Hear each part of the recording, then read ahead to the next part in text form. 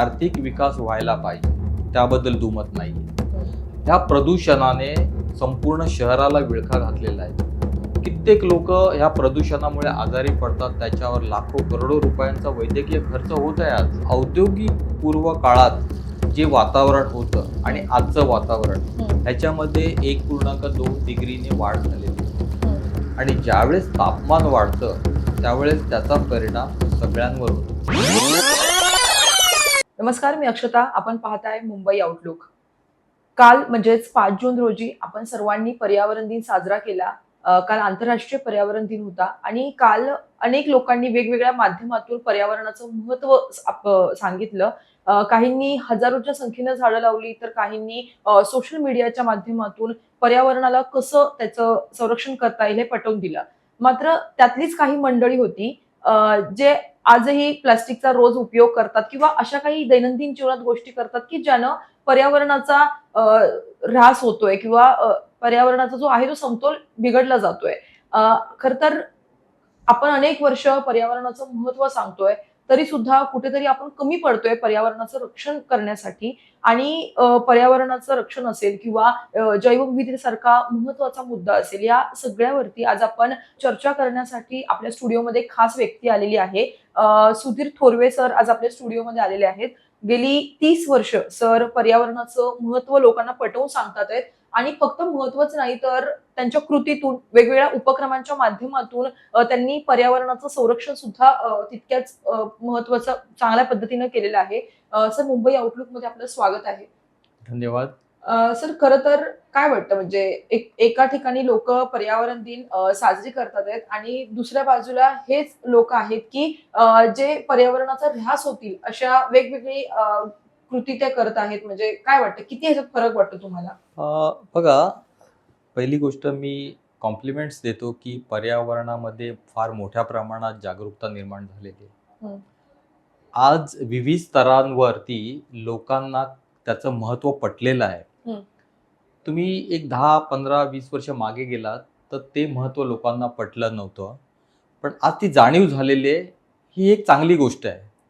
पण त्याचबरोबर अजूनही लोक त्याच्याविषयी गांभीर्याने बघत नाहीयेत. हं. उपक्रम सुरू होतो. आता काल मोठ्या प्रमाणात विविध ठिकाणी, विविध सामाजिक, राजकीय क्षेत्रातून हं. पर्यावरण विषयक जागरूकता निर्माण करण्यात आली. सगळ्या पेपरमध्ये भरभरून मजकूर दिलेले आहे. हं. हं. पण त्याची जी काय कार्य असते ते 1 दिवसापुरतं किंवा 1 आठवड्यापुरतं असतं. पुढे काय? तर हे सातत्याने वर्षभर चालावं, हं. तरच त्या पर्यावरणाला आपण खऱ्या अर्थाने संधी देऊ शकतो. हं. अन्यथा ज्या पद्धतीत आपण दुसरा जो प्रश्न विचारलेला आहे ऱ्हास, कारण ज्या पद्धतीत संवर्धन करायचं आपण योजलं आहे हं. त्याच्या कित्येक पटीने ऱ्हास होत आहे. हं. आणि त्या लेवलवर यायला आपल्याला ही चळवळ, मोठी चळवळ उभी करावी लागेल, हं. हं. असं माझं मत आहे. आता सोशल मीडियाचा सुद्धा मोठ्या प्रमाणावरती वापर केला जातोय. काल तुम्ही बघितले असतील, अनेक लोकांनी व्हिडिओच्या माध्यमातून पर्यावरणाचं महत्त्व सांगितलं. मात्र आता त्याचा बरोबर किती उपयोग होतोय सोशल मीडियाचा? मी सांगितलं तुम्हाला की सोशल मीडिया हे एक वन ऑफ द बेस्ट माध्यम मी बोलेल. हं. हं. आणि ते खरंच पर्यावरण जागरूकतेसाठी फार महत्त्वाचं माध्यम आहे. विशेष करून यंग जनरेशन हे आता त्या चळवळीकडे बघत आहेत, चांगल्या पद्धतीने बघत आहेत. आणि मी जसं सांगितलं की ऱ्हास मोठ्या प्रमाणात होत आहे, त्या प्रमाणात संवर्धन होत नाही. आणि त्याच्यासाठी विविध उपक्रम राबवले जातात आणि ते मीडियामधून त्याला चांगली प्रसिद्धी मिळते. वेगवेगळ्या संस्था, आता नवी मुंबईतलं मी काल पेपरमध्ये वाचत होतो. हं. नवी मुंबई महानगरपालिकेने अशा काही संस्थांना बोलवलं होतं आणि त्यांच्या काही नवोदित आयडिया होत्या ज्या पर्यावरण संवर्धनासाठी हं. उपयुक्त होतील. हं. अशा त्या आयडिया त्यांनी ऐकल्या आणि त्या पद्धतीत आयुक्तांनी आश्वासन दिलंय की मी ह्या ज्या संस्थांनी ज्या काही आयडिया सुचवलेल्या आहेत आम्हाला, त्याचं आम्ही कशा प्रकारे इम्प्लिमेंटेशन करता येईल ते बघणार आहोत. हं. हं. आणि नक्कीच ही सुवर्ण संधी, नक्कीच चांगली गोष्ट आहे. आता तुम्ही जसं म्हणालात की नवी मुंबईचा तुम्ही मुद्दा घेतलात. पण आत्ताच्या घडीला नवी मुंबईत पाहिलं तर खूप कन्स्ट्रक्शनची वगैरे कामं सध्या आपल्याला पाहायला मिळतात आहेत. रस्ते वगैरेची कामं असतील. डेव्हलपमेंट होतेच आहे एका बाजूला. मात्र या मुळे प्रदूषण खूप वाढतंय हे सगळ्यामुळे आणि त्याचा त्रास नागरिकांना प्रचंड होतोय. खरं आहे तुमचं म्हणणं. बघा, आर्थिक विकास व्हायला पाहिजे, त्याबद्दल दुमत नाहीये. हं. जसं पर्यावरण, शेती पर्यावरणावर अवलंबून आहे, हं. पर्यटन पर्यावरणावर अवलंबून बरोबर. आहे. त्याप्रमाणे आता नवीन विमानतळ झाले, इथे वाहतूक ओढणार आहे, उद्योगधंद्यांना चालना मिळणार आहे. हे सगळं पर्यावरणावर अवलंबून आहे. परंतु त्याच वेळी पर्यावरणाकडून तुम्हाला काय पाहिजे? हं. चांगलं पाणी, चांगली हवा, ही सुद्धा तितकीच महत्वाची. हं. आज तुम्ही प्रदूषणाचा विचार केलात तर वाहनांचं प्रदूषण, हे जे रिडेव्हलपमेंट, कन्स्ट्रक्शन हं. चाललंय त्याचं प्रदूषण, ह्या प्रदूषणाने संपूर्ण शहराला विळखा घातलेला आहे. कित्येक लोक ह्या प्रदूषणामुळे आजारी पडतात, त्याच्यावर लाखो करोडो रुपयांचा वैद्यकीय खर्च होत आहे आज. बरोबर. जर आपण पर्यावरणाच्या दृष्टीने विचार केला आणि त्याच्या संमतीने आपण जर ही आर्थिक चालना केली तर नक्कीच हा जो होणारा इतर खर्च आहे तो नक्कीच टाळू शकतो आपण. बरोबर. आणि त्यासाठी पर्यावरण पूरक हं. जी कामं आहेत ती केली पाहिजे. हं. कन्स्ट्रक्शन असो तुमचं, एक चांगली गोष्ट मी तुम्हाला बोलेल की व्हेइकलर आता जे आपले आधुनिक इलेक्ट्रिक वाहनं आहेत त्यांचा वापर वाढत आहे, ही त्या मानाने म्हणजे की अतिशय समाधानाची गोष्ट आहे. हं. इव्हन पेट्रोल डिझेलमध्ये सुद्धा आता जे मानांकन आलेलं आहे, ज्या नवीन गाड्या आलेल्या आहेत त्यांच्यातून होणाऱ्या प्रदूषणाचं प्रमाण फार फार कमी झालेलं आहे. ही समाधानाची बाब आहे. आणि ह्या दृष्टीने जर पुढे वाटचाल केली तर नक्कीच आपण जे झिरो नेट कार्बन उत्सर्जन बोलतोय ते आपण अचीव्ह करू शकू, त्याबद्दल दुमत नाही. सर, यावर्षी 2026 ला पाहिलं तर असे अनेक लोक बोलतात आहेत की गरमीचं खूप प्रमाण वाढलंय. म्हणजे गरमी वाढली आहे किंवा एक जो निसर्गाचा एक समतोल आहे तो कुठेतरी बिघडलाय आणि त्यामुळे या सगळ्या गोष्टी घडायला लागल्या आहेत. अचानक वादळ येणं किंवा पाऊस येणं या बघा, गोष्टी असतील. ही काय आत्ताची गोष्ट नाही, ह्याला काही वर्ष गेलेली आहेत. हं. आणि ह्या वर्षानुवर्षाच्या उपक्रमातून हे हे जे परिणाम आपण भोगतोय हे ह्या वर्षीच नाहीयेत, मागील 3 वर्षापासून पण कुठेतरी तुम्ही- वाढत चाललंय. वाढत दरवर्षी चाललंय. ह्याचं प्रमाण वाढत ह्याचं चाललंय. प्रमाण वाढत चाललंय आणि ते कुठेतरी थांबणं गरजेचं आहे. परंतु ते थांबणं एवढं सोपं राहिलेलं नाही अगदी. आजच्या हो. दिवसात. मी तुम्हाला सांगतो, औद्योगिक पूर्व काळात जे वातावरण होतं आणि आजचं वातावरण ह्याच्यामध्ये 1.2 डिग्रीने वाढ झालेली आहे. आणि ज्यावेळेस तापमान वाढतं त्यावेळेस त्याचा परिणाम सगळ्यांवर होतो. बरोबर. विशेषतः शेतीवर जास्त मोठ्या प्रमाणात होतं, कारण त्या पिकांना जी ग्रोथ व्हायला जे ऍटमॉस्फिअर लागतं, जे टेम्परेचर लागतं तेच वाढलं तर ते त्यांच्यातून मिळणारी उत्पादकता ही कमी होऊन जाते. हा एक मुद्दा. दुसरा मुद्दा असा आहे की औद्योगिकरणामुळे काय झालं, शहरांची वाढ झाली, शहरांमुळे डिफॉरेस्टेशन झालं.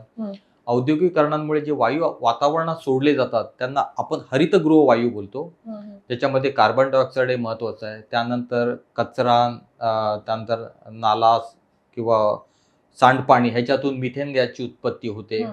त्याच्यानंतर नायट्रस ऑक्साईड हे रासायनिक खतांमधून निर्माण होतात. हे सगळे वायू ज्यावेळेस वातावरणात येतात त्यावेळेस ते एक कवच निर्माण करतात. आणि जनरली ही जी टेंडन्सी की पृथ्वीपासून येणारी किरणं ही पृथ्वी ऍब्झॉर्ब करते काही प्रमाणात आणि उत्सर्जित करते राहिलेली. परंतु काय झालं, हे हरितगृह वायूंचं प्रमाण एवढं वाढलेलं आहे, त्यांचं जे कवच निर्माण झालेलं आहे त्यामुळे उत्सर्जित होणारी किरणं ही बाहेर जात नाहीत आणि ती बाहेर न गेल्यामुळे पृथ्वीचं तापमान वाढत चाललेलं आहे. हे मेन कारण आहे आणि ही प्रक्रिया ही गेले कित्येक वर्षापासून सुरू आहे. तर हे कुठेतरी थांबायला पाहिजे. आता तुम्ही जर म्हणाल की ह्याच्यासाठी प्रयत्न होत नाहीयेत का, तर प्रयत्न नक्कीच होत आहेत. ह्याचा सर्वप्रथम बघा, युनायटेड नॅशनने 1966 साली स्टॉकहोम स्वीडन येथे एक परिषद ऑर्गनाईज केलेली. त्यांच्या परिषदा रेग्युलर होतात. ती परिषद होती मानव संसाधन आणि विकास. त्यामध्ये पहिल्यांदा पर्यावरण विषयक विषय घेण्यात आला. कारण ह्या ज्या हवामान विषयक ज्या संस्था आहेत, अमेरिकेतल्या मेन संस्था आहेत, त्यांनी असं निदर्शनात आणून दिलं की पर्यावरण कुठेतरी बिघडत चाललेलं आहे आणि त्यामुळे तो विषय त्या परिषदेमध्ये आला. त्यानंतर दुसरी परिषद 1972 साली पुन्हा स्टॉकहोम येथे झाली आणि त्याचा मूळ विषय होता पर्यावरण. आणि ही अतिशय समाधानाची बाब आहे. त्याच्यामध्ये वेगवेगळे विषय, पर्यावरणक विषय चर्चिले गेले. तज्ज्ञांनी मांडलेली मतं त्याच्याविषयी चर्चा तिथे घडून आली आणि त्याचाच परिणाम म्हणजे 1972 साली जी जी परिषद झाली त्याच्यामध्ये 5 जून हा जागतिक पर्यावरण दिन म्हणून घोषित करण्यात आला. हम्म, हम्म. आता चिंता तर वाढत होती. मग त्याच्यासाठी पुढे या युनायटेड नॅशनने पुन्हा पिरियडिकली ह्या आपण परिषदा घ्यायच्या आणि पर्यावरण संवर्धन संरक्षण आपल्याला कशा प्रकारे करता येईल हे बघण्याचं त्यांनी ठरवलं. 72 नंतर त्यांची दुसरी परिषद 1992 साली ब्राझील इथे रिओ दी जेनेरिओ हे जे शहर आहे तिथे ती झाली आणि तिथे त्यांनी एक 21 कलमी मसुदा तयार केला की पर्यावरण आपल्याला कशा प्रकारे वाचवता येईल किंवा पर्यावरणाचं संवर्धन आपल्याला कशा प्रकारे करण्यात येईल. आणि हे हे अतिशय छान गोष्ट झाली. पण खऱ्या अर्थाने 2 परिषदा महत्वाच्या ठरल्यात. एक 1997 साली जापान क्योटो येथे एक परिषद झाली आणि दुसरी परिषद 2015 साली पॅरिस येथे झाली. क्योटो परिषदेमध्ये त्यांनी कार्बन उत्सर्जन कमी करण्यावर भर दिला आणि पॅरिसमध्ये जी परिषद झाली 2015 साली त्याच्यामध्ये त्यांनी एक करारच केला. म्हणजे विकसित देशांनी विकसनशील देशांना कशा प्रकारे मदत करायची, कारण विकसित देश ऑलरेडी विकत झालेले आहे. तर त्यांनी मोठ्या प्रमाणात कार्बन उत्सर्जन कमी करावं आणि विकसनशील देशांना थोडा कालावधी द्यावा. याचा अर्थ असा नाही की त्यांनी आहे ते कार्बन उत्सर्जन चालू ठेवावं. त्यांच्यावरही काय मर्यादा आणण्यात आल्या आणि तो एक मसुदा करार मला वाटतं 197 देशांनी त्या करारावर स्वाक्षऱ्या केल्या आणि तिथून पुढे खऱ्या चळवळीला सुरुवात झाली असं मी म्हणेन. युनायटेड नेशन्स तुम्ही आता जसं म्हणालात की सगळ्या परिषदा असतील किंवा जागतिक पर्यावरण दिनाची सुरुवात कशी झाली, खरं तर हे असे देश आहेत की जे डेव्हलप आहेत आत्ताच्या घडीला. ह्यांच्या नद्या पाहिल्या तर अगदी स्वच्छ, देश पाहिले तर कुठे कचरा कुठेतरी दिसायला आपल्याला मिळेल. पण आपल्या देशात, आपल्या भारतात आपण पर्यावरणाला आपण पूजतो, त्याची पूजा करतो. म्हणजे अगदी नदी असेल आपण त्याची पूजा करतो. एक तो धार्मिक विषय, पण तरी देखील आज आपण कुठेतरी कमी पडतोय. म्हणजे आज गंगेसारखी नदी पाहिली, पंढरपूर मधली चंद्रभागा पाहिली तर जे प्रदूषण होतंय मोठ्या प्रमाणावरती, तर काय म्हणजे का असं ह्या सगळ्या गोष्टी सुरू आहेत? बघा, आपण आपल्या संस्कृतीचा विचार केला की आपण फक्त त्याला एक देव म्हणूनच त्याला पाहिलं. सर्वात मी तेच बोलतो की आपल्या संस्कृतीमध्ये पूर्वजांपासून पंचमहाभूत आपण जे बोलतो ना, जल, वायू, अग्नी, पृथ्वी, आकाश, आपण ह्याची पूजा करतो. म्हणजे पर्यावरण संवर्धन आपल्याला त्या काळापासून माहित होतं. परंतु over a period of time जशी औद्योगिकरणाची वाढ होत गेली, जसजशी नदीच्या काठावरती शहरांचा विकास होत गेला, मोठ्या प्रमाणात शहरं वसू लागली, त्यावेळेस जो आपण विचार करायला पाहिजे होता की सांडपाण्याचा विचार, इतर प्रदूषणाचा विचार, नदी आपली प्रदूषित होते, पाणी आपलं प्रदूषित होते, त्याचा विचार हा मूळतः करण्यात आला नाही आणि तिथेच ह्या प्रदूषणाला सुरुवात झालेली आहे. आजच्या घडीला तुम्ही विचार कराल तर प्रत्येक तीर्थक्षेत्र जे नदीच्या काठावर बसलेलं आहे त्या नदीच्या काठाचा तुम्ही बघा, पाण्याची अवस्था इतकी गंभीर आहे, इतकी भयानक आहे की आपल्याला ते बघताना ज्यांना जागरूकता आहे त्या लोकांना ते बघताना एकदम कसं तरी वाटतं. किळस येतो बऱ्याचदा म्हणजे अस्वच्छतेकडे बघूनच आपल्याला वाटतं. तरी सुद्धा लोक ती फुलं त्याच्यात टाकणार, पण ती प्लास्टिक वापर, त्यानंतर खाणं पिणं केल्यानंतर ते सगळ्या पुरचुंड्या ते तिथेच टाकतात. कचरा कुंडीचा कोणीच वापर करताना दिसत नाही, फार थोडी लोक आहेत. इथे कुठेतरी मोठ्या प्रमाणात जागरूकता होणं गरजेचं आहे. आता यात सरकार सुद्धा काही प्रमाणात काम करते किंवा अनेक अशा छोटे छोटे वेगवेगळे ग्रुप्स आहेत की जे याच्यासाठी काम करतात, पण ती कमी पडतंय कुठेतरी. कारण लोक या गोष्टीकडे तितकं लोकांचा सिरियसनेस नाहीये की आपण देखील ही आपली एक जबाबदारी आहे म्हणून आपण सुद्धा हे केलं पाहिजे. लोकांनी ती जबाबदारी अजून अंगीकारलेली नाहीये. आता मी बघतो गाड्या चालू असतात, अचानक खिडकीतून कोणीतरी बाहेर टाकतं.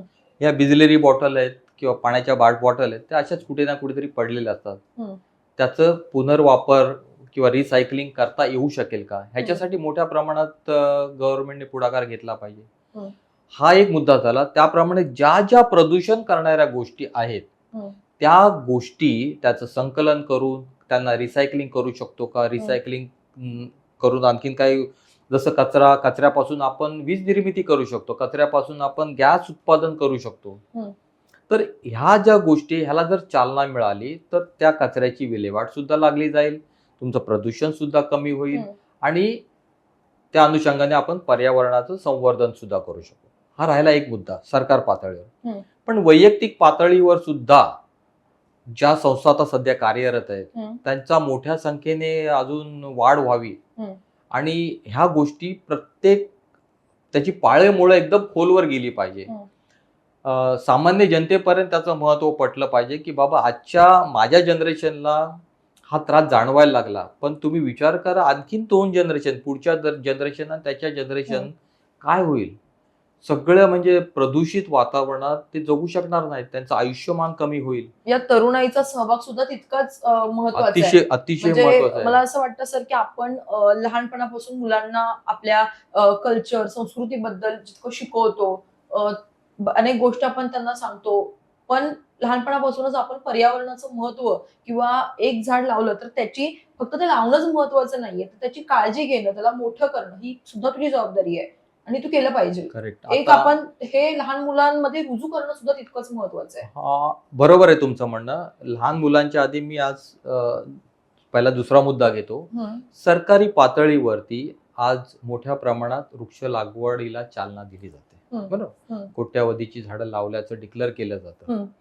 परंतु तुम्ही जो मुद्दा मांडला ना की लावणं ही एक छोटी प्रक्रिया आहे, बरोबर. पण संगोपन ही त्याची दुसरी महत्वाची बाजू आहे. आज मी 100 झाडं लावली आणि त्यातली 20 झाडं जर जगली तर त्या माझ्या वृक्ष लागवडीला काय महत्व राहणार नाही. बरोबर.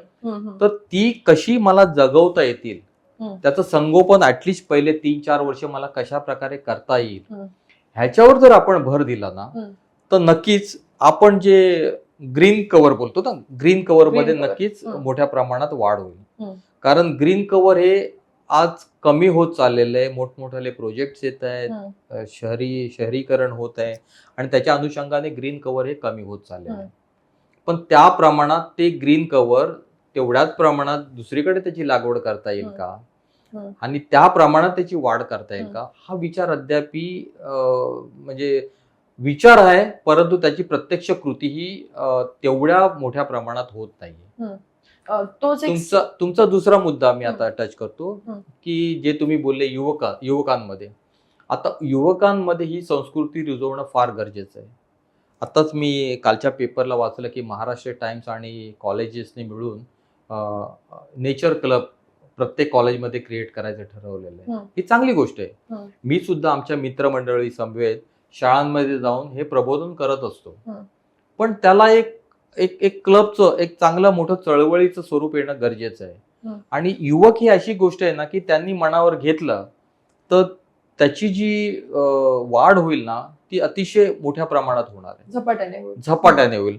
त्यामुळे युवकांच्या माध्यमातून, विशेष करून शाळा कॉलेजेसच्या माध्यमातून जे आपल्याला जे पर्यावरण संवर्धनासाठी जे उपक्रम राबवता येतील ते करणं गरजेचं आहे. ते झाडं लावणं हा एक पार्ट झाला. त्यानंतर घरापासून आपण प्रदूषण कसं कमी करू शकतो, जसं प्लास्टिकचा वापर आपण कमी करू शकतो, त्याचप्रमाणे आपण कचऱ्याची योग्य ती अशी विल्हेवाट लावू शकतो. त्याची खत निर्मिती आपण मॅन्युअर छोट्या सोसायट्यामधून सुद्धा करू शकतो. आपण छोट्या सोसायट्यांमधून सुद्धा ही कल्पना जर रुजवली ना तर आज जो कचरा आपण पुढे डम्पिंग यार्डला फेकतो त्याचं प्रमाण मोठ्या प्रमाणात कमी होईल आणि त्याचा फायदा हा अनुषंगाने सगळ्यांनाच मिळणार आहे. बरोबर. तर युवकांचा सहभाग हा फार महत्वाचा आहे आणि सर्व पातळ्यांवर, सरकारी पातळ्यांवर, शालेय माध्यमातून, कॉलेजच्या माध्यमातून, इव्हन जे समाज सेवक आहेत त्यांनी सुद्धा त्यांचा सहभाग वाढवून ह्याला चालना देणं गरजेचं आहे. तुम्ही सरकारचा एक मुद्दा इथे उपस्थित केला, तर त्यात एक गोष्ट आहे की दरवर्षी केंद्र सरकारचे म्हणजे आपले देशाचे पर्यावरण मंत्री असतील किंवा राज्याचे पर्यावरण मंत्री असतील, ते वेगवेगळे दावे करतात की आम्ही इतके 1000 झाड लावली, इतके लाखो झाडांची आम्ही लागवड करतो. मात्र कुठेतरी तो डेटा आपल्याला दिसत नाही. एवढंच जर एवढ्या वर्ष ते झाडं लावतात, इतके वेगळे प्रयोग करतात, मग हे वनक्षेत्र कुठे गेलं? एक्झॅक्टली. काय जर एखादी जागा तुम्ही निवडली हं. जिथे मी आता वृक्ष लागवड करत आहे किंवा ग्रीन कव्हर मी क्रिएट करत आहे, हं. तर तो डाटा संकलित होणं गरजेचं आहे हं. की ही जमीन कशी होती आणि लागवडीनंतर कशी झाली. हं. जर तुम्ही म्हणता की मी 10 कोटी 100 कोटी जे काही लावले, हं. तर त्याचं संगोपन झालं काय, ते हं. ग्रीन कव्हर वाढलं काय, हं. ह्याचा डाटा संकलित करणं आवश्यक आहे. तो डाटा संकलित सुद्धा होत आहे, हं. परंतु त्याच्यात ज्या प्रमाणात बोललं जातं त्या प्रमाणात तो डाटा सांगत नाहीये. बरोबर. कारण तो जो डाटा संकलन करण्याची प्रक्रिया ती अतिशय सुधारित होणं गरजेचं आहे. हं. आज एआय माध्यम आहे तुमच्याकडे. हं. एआय माध्यमातून तुम्ही ह्या सगळ्या अशक्य वाटणाऱ्या गोष्टी, हं. ज्या मॅन्युअल गोष्टी करायला लागायच्या, त्या आता करण्याची गरज नाहीये. तुम्ही किती क्षेत्रात झाडं लावली, आधीची परिस्थिती काय होती, झाडं लावल्यानंतरची परिस्थिती काय झाली, हं. आणि ते तुम्ही किती ग्रीन कव्हर वाढवलं, हं. ह्याचा डाटा तुम्ही प्रसिद्ध करू शकता. बरोबर. आणि फक्त कागदोपत्रीच नाही तर खरोखर किती झाडं लावली आहेत ते पण तो लोकांपर्यंत डाटा येणं गरजेचं आहे. लोकांना हो. कळेल. बरोबर. बरोबर. अजून एक सर या सगळ्यात मुद्दा आहे की आपण जसं तुम्ही ग्रीन कव्हर विषयी बोलताय, आता पुणे मुंबई सारख्या ज्या सिटीज आहेत तिथे खूप प्रचंड डेव्हलपमेंट होतीये. मात्र एकीकडे आपण पाहिलं तर एक डेटानुसार 15% ग्रीन कव्हर कमी झालेलं आहे या विशेषतः ह्या 2 जिल्ह्यांचं. काय वाटतं म्हणजे याविषयी की हे कमी होतंय आणि दुसरीकडे जर आपण ग्रामीण भागात पाहिलं तर तिथे सुद्धा अनेक जमिनी ह्या आता ओसाड पडायला लागल्यात. खरं तर गव्हर्नमेंट सरकार सुद्धा म्हणतंय की तुम्ही जितकं डेव्हलपमेंटसाठी जितकं ग्रीन कव्हर तुम्ही कमी कराल, हं. त्या ग्रीन कव्हर तुम्हाला दुसरीकडे लागवड करायला पाहिजे. हे हं. प्रत्येक प्रोजेक्टच्या बाबतीत गव्हर्नमेंटची ही भूमिका आहे. हं. पण प्रत्यक्षात ती भूमिका जी आहे ती प्रत्यक्षात तो प्रोजेक्ट ओनर, हं. मग तो सरकारी पातळीवरचा असो किंवा प्रायव्हेट असो किंवा आणि कोणी असो, हं. तो खरंच ती जबाबदारीने पार पाडतो का, हं. ह्याचं मोजमाप करणं गरजेचं आहे. आणि मी बोलतो ना तुम्हाला की हे मोजमाप करण्यासाठी आता आपले तांत्रिक जे आहे एआय आर्टिफिशियल इंटेलिजंट त्याचा हं. आपण वापर करू शकतो. हं. म्हणजे तुम्हाला प्रत्यक्ष मॅन पॉवर लावण्याची गरज नाहीये. हं. त्या डाटाच्या साहाय्याने तुम्ही बघू शकता की बाबा मी 2% इतरचं माझं ग्रीन कव्हर कमी केले कारण मला हे इन्फ्रास्ट्रक्चरसाठी गरजेचं होतं. हं. तेच मी ग्रीन कव्हर मी अमुक ठिकाणी त्याची लागवड केलेली आहे. हं. झालं, सिंपल आहे. पण ते मोजमाप अद्यापही व्यवस्थितरित्या होताना दिसत नाहीये. आता एक सध्या चर्चेचा विषय तो म्हणजे कार्बन क्रेडिट्सचा. आता ह्या कार्बन क्रेडिट्समुळं शेतकऱ्यांना फायदा होतोय असं सांगितलं जातंय. मात्र ह्याचा फायदा फक्त खाजगी कंपन्यांनाच होतोय की तो एक वेगळा स्कॅमचा एक वेगळा भाग आहे. मात्र खरोखर याचा फायदा होतोय का शेतकऱ्यांना? बघा, आजच्या सिंपल घडीला? आहे. एखादी कंपनी, कारण आता एवढे नॉर्म स्ट्रिक्ट झालेले आहेत कार्बन उत्सर्जनाचे. हं. एखादी कंपनी समजा 10 टन कार्बन उत्सर्जन करत असेल, हं. तर त्यांना ती जी मर्यादा दिली, समजा त्याच्या ऐवजी त्यांनी 8 टन कार्बन उत्सर्जन केलं तर त्यांना 2,000चं क्रेडिट मिळेल. हं. ते 2,000चं क्रेडिट ते दुसऱ्या उद्योगाला देऊ शकतात. हं. किंवा मग जी झाडांची लागवड होती, समजा एखाद्या गावात 50,000 झाडं लावली गेली, हं. तर ती झाडांनी किती कार्बन शोषून घेतला वर्षभरात, तो त्यांचा झाला कार्बन क्रेडिट. हं. तर अशा लोकांकडून, असे उद्योगधंदे त्यांच्याकडून तो कार्बन क्रेडिट घेऊ शकतात. हं. मी ते सांगितलं ना की आपल्या सरकारने 2070 पर्यंत नेट झिरो कार्बन उत्सर्जनाचं हे अवलंबलेलं आहे हं. की तोपर्यंत आम्ही नेट झिरो आम्ही करू. हं. आणि त्याने आंतरराष्ट्रीय परिषदेत सुद्धा ते सांगितलेलं आहे. हं. पण ही जर कार्बन क्रेडिट योजना ही जर स्ट्रिक्टली अंमलात आणली ना, तर त्याचा नक्कीच फायदा होईल. हं. कारण शेतकऱ्यांनाही चालना मिळेल, सामाजिक संस्था जे वृक्षारोपण करतात त्यांनाही चालना मिळेल, हं. त्याचप्रमाणे जे कार्बन उत्सर्जन करतायत हं. त्यांना सुद्धा त्याचा फायदा होईल. हं. ते त्यांचं कार्बन क्रेडिट यांच्याकडून घेऊ शकतील. हं. किंवा ते उद्योग स्वतः त्याच्यासाठी प्रयत्न करतील, माझा कार्बन उत्सर्जन मी कशा प्रकारे कमी करू शकतो. तर हे बरोबर. पर्याय उपलब्ध आहेत. हं. मात्र आता शेतकऱ्यांना खरंच त्याचा फायदा होतोय सध्या की तरी तितक्या प्रमाणात ते दिसत सध्या नाहीये तरी कार्बन ती क्रेडिट्सचा. सध्या तरी ती योजना जी आहे ना ती त्या लेवल पर्यंत पोहोचलेली नाही. म्हणजे आता थोडीफार सुरुवात दिसते भारतात. सुरुवात आहे म्हणा किंवा त्याच्यामध्ये कन्सिस्टन्सी नाहीये. हं. ती पुन्हा प्रश्न हा येतो की त्या योजना आहे, त्याची जी जागरूकता आहे ती त्या लेवलच्या लोकांपर्यंत गेली पाहिजे. हं. हं. त्या प्रमाणात प्रयत्न झाले पाहिजे तर त्याचा नक्कीच फायदा होईल. हं. आणखीन एक मुद्दा इथे सांगू इच्छितो की भारताने ॲक्च्युली ज्या पारंपरिक ऊर्जा स्रोत आहे ना, त्याच्या ऐवजी आपले जे आपण जे आता मोठ्या प्रमाणात सौर ऊर्जेला महत्त्व दिलेलं आहे. हं. त्यात पण ग्रीन हायड्रोजन हा एक मोठा आला आहे. जसं मगाशी मी सांगितलं की इलेक्ट्रिकल व्हेइकल आहे, हा आहे. त्यानंतर आपल्याकडे अ, ऊर्जा निर्मितीची अनेक साधनं आहेत. तर ह्या योजना भारताने खूप मोठा पुढाकार घेतलेला आहे. इव्हन आंतरराष्ट्रीय पातळीवर सुद्धा मोठ्या प्रमाणात त्यांनी पुढाकार घेतलेला आहे. तुम्हाला सांगतो गुजरातमध्ये खावडी येथे आपण एक सौर ऊर्जा प्रकल्प हे केलेला आहे, सुरू केलेला आहे भारत सरकारच्या मदतीने. आणि त्याचं क्षेत्र ना, पॅरिस शहर आहे ना त्याच्या 4 पट आहे. आणि असेच अजून 2 प्रोजेक्ट गुजरातच्या कच्छ विभागात येत आहे, असे मोठे मोठे. त्यामुळे आपल्याकडे जी सध्या इलेक्ट्रिसिटीची गरज आहे, तर हे 3 प्रोजेक्ट जर आले या 2-3 वर्षात, एक तर प्रोजेक्ट कार्यान्वित झालेला आहे, पुढचे 2 प्रोजेक्ट अजून 1-1.5 वर्षात कार्यान्वित होतील, तर आपण जी आता सध्या ऊर्जेची गरज आहे त्याच्या 15 ते 20% ऊर्जा ही आपण सौर ऊर्जेमार्फत मिळवू शकतो. आणि त्या मोठ्या प्रमाणात आपण पर्यावरण संवर्धन करू शकतो. सर, आता महाराष्ट्रात आपण पाहिलं तर सह्याद्री पर्वतरांगी सगळ्यांनाच माहिती आहे. तो जैवविविधतेसाठी एक मोठा खजिनाच आहे मानला जातो. मात्र आता खाणकाम जसं वाढलंय, डेव्हलपमेंट होते, रस्ते, वेगळ्या गोष्टी व्हायला लागल्यात. डेव्हलपमेंट होतेच आहे, मात्र दुसरीकडे जो ऱ्हास होतोय किंवा काय वाटतं म्हणजे ह्याच्याविषयी किंवा काय उपाय केले पाहिजे? नाही, किती दुष्परिणाम होऊ शकतो जैवविविधता ही जपली पाहिजे. हे जीवनचक्र आहे. बरोबर आहे. जर तुम्ही ह्या जीवनचक्रामध्ये कुठच्या एखाद्या एलिमेंटला जरी तुम्ही नामशेष करायचा प्रयत्न केला तर संपूर्ण जीवनचक्र बदली होऊ बिघडून शकतं. जातं. हो. आणि त्याचा अनुभव आपण घेतो. या वर्षीचा उकाडा तर खरोखरच असह्य होणार आहे. बरोबर. हे का झालं? तर त्याची जी माझ्या आधीच्या इंटरव्ह्यूमध्ये जी काय कारण मीमांसा दिलेली आहे ती सगळी कारणं आहेत.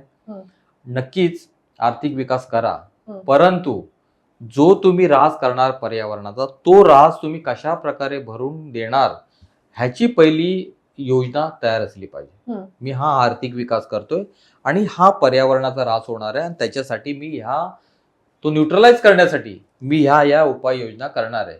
त्याचा डिटेल प्लॅन असणार पाहिजे. जसा तुमचा प्रोजेक्टचा प्लॅन असतो तसा तोही प्लॅन असला पाहिजे. बरोबर. आणि त्याची सुद्धा कालमर्यादा असणं गरजेचं.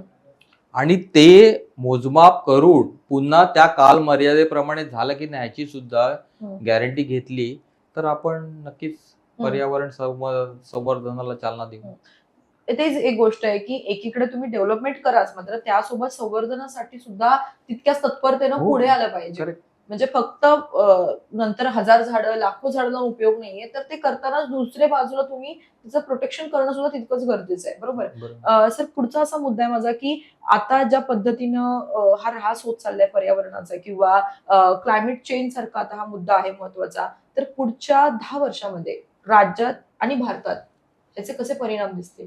बघा, पॅरिस करार जो झाला ना 2015 साली, त्यामध्ये असं ठरलेलं होतं की औद्योगिक पूर्व काळात जे तापमान होतं त्याच्यापेक्षा 1.5 डिग्री ते 2 डिग्रीच्या वर तापमान जाता कामा नये. आता ऑलरेडी आपण 1.2 डिग्री क्रॉस केलेलं आहे. आता ते क्रॉस न करण्यासाठी हा करार झालेला आहे. आणि ह्या कराराच्या अनुषंगाने ते न होण्यासाठी ज्या विविध उपाययोजना आहे की पर्यावरणपूरक बिल्डिंग, सांडपाण्याची व्यवस्था, त्याचं रिसायकलिंग म्हणजे त्याचा पुनर्वापर. अमेरिकेने सांडपाण्यापासून पिण्याची पाण्याची सुद्धा त्यांनी एक योजना आखलेली आहे. म्हणजे त्या पाण्याचा उपयोग, कारण तिकडे पाण्याचं दुर्भिक्ष आहे. आणि मी तुम्हाला सांगतो हे पाण्याचं दुर्भिक्ष आता आपल्याला कमी जाणवते, पण येणाऱ्या 10 वर्षाच्या काळात जो तुम्ही मुद्दा मांडला त्यावेळेस ट्रिमंडस टंचाई जाणवणार आहे. त्यावेळेस ह्या प्रक्रिया ज्या आहेत आपण पर्यावरण संवर्धनासाठी ह्या नक्कीच कामाला येतील. दुसरं, नद्यांचं प्रदूषण ह्याच्यासाठी मोठ्या प्रमाणात योजना आखायला पाहिजे.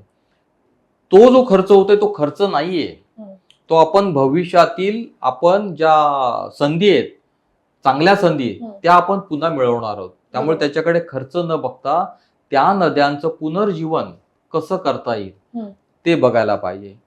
आणखीन एक मुद्दा महत्वाचा मला इथे वाटतो की जे आपले पावसाचं जे पाणी येतं तुम्ही बघाल तर पावसाचं पाणी आहे ना, ती मोठ्या प्रमाणात समुद्रात जातं. त्याच्यासाठी तुम्ही छोटी छोटी शेततळी बांधा, बंधारे बांधा, हम्म, हम्म, छोटे छोटे जलसाठे करा. हम्म. शहरी भागात तुम्ही म्हणाल तर तुम्ही रेन वॉटर हार्वेस्टिंग करू शकता. बरोबर. या हम्म, सगळ्या उपाययोजना ह्या कागदावर आहेत, त्या जर प्रत्यक्षात आणल्यात हम्म, तर येणाऱ्या 10 वर्षाच्या काळात पॅरिस करारानुसार मी बोलतो, ज्याचा भारताचा सुद्धा एक मोठा सहभाग आहे, हम्म.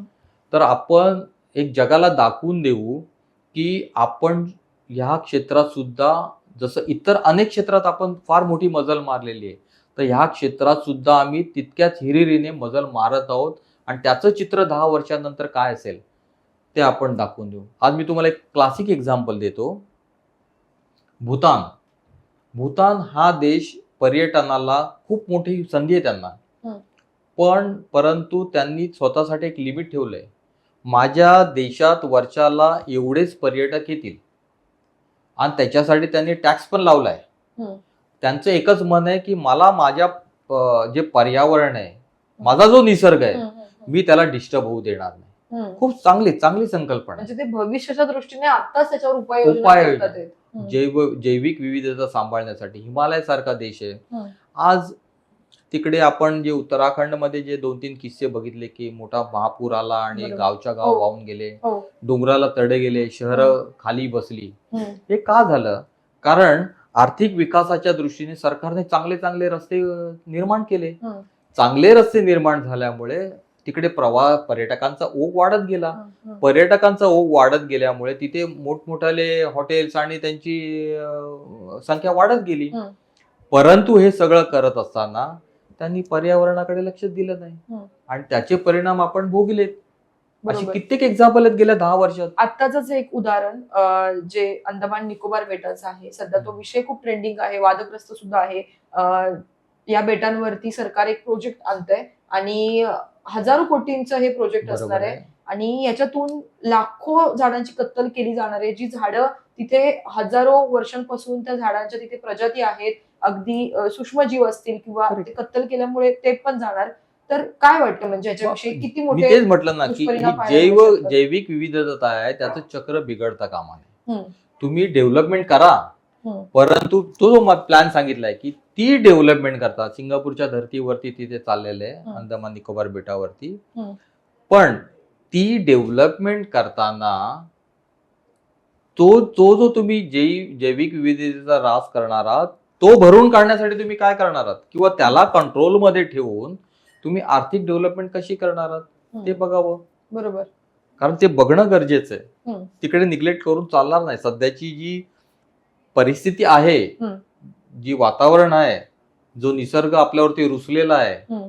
त्याला मानवायचं असेल तर ह्या गोष्टी करणं फार गरजेचं आहे. आता असे कोणते पारंपरिक स्रोत आहे ज्याच्या माध्यमातून आपण हा ऱ्हास जो आहे तो कमी करू शकतो किंवा होऊ नये यासाठी त्याची काळजी घेऊ शकतो? आता बघा, सरकारने जे आपले क्रूड ऑइल म्हणा की तेल किंवा कोळसा म्हणा किंवा गॅस वायू, हम्म. ह्याच्यामुळे जे कार्बन उत्सर्जन होतं ते हम्म. कमी करण्यासाठी इथेनॉल हा पर्याय आणलेला आहे. हम्म. आता सरकार 20% इथेनॉल बोलले, 30% नेण्याचा मानस आहे. काल तर गडकरी साहेबांनी एका 100% इथेनॉलवर चालणाऱ्या गाडीचं उद्घाटन केलं. हम्म.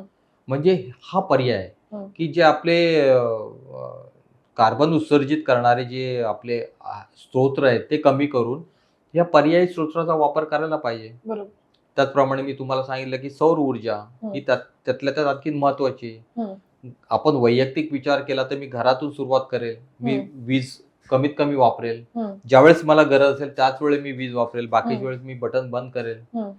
त्यानंतर मी प्लास्टिकचा वापर करणार नाही, कारण पर्यावरणपूरक कपडे आलेले आहेत, आपण त्याचा वापर करा. रोज बाहेर पडताना एक कापडाची पिशवी खिशात ठेवा. अनेक पर्याय आहेत. त्याचप्रमाणे कचऱ्याची विल्हेवाट मी स्वतः व्यवस्थित ओला सुका कचरा ठेवेल. त्याच्यापासून मॅन्युअर कसं बनवता येईल त्याचा मी पर्याय शोधेल. त्याचप्रमाणे आता सीबीजी म्हणजे आपल्या गोबर गॅस पासून गॅस निर्मिती हा एक नवीन कन्सेप्ट आलेला आहे. आता आजच्या घडीला 500 कंपन्या ह्या मागच्या 2 वर्षात कार्यरत झालेल्या आहेत.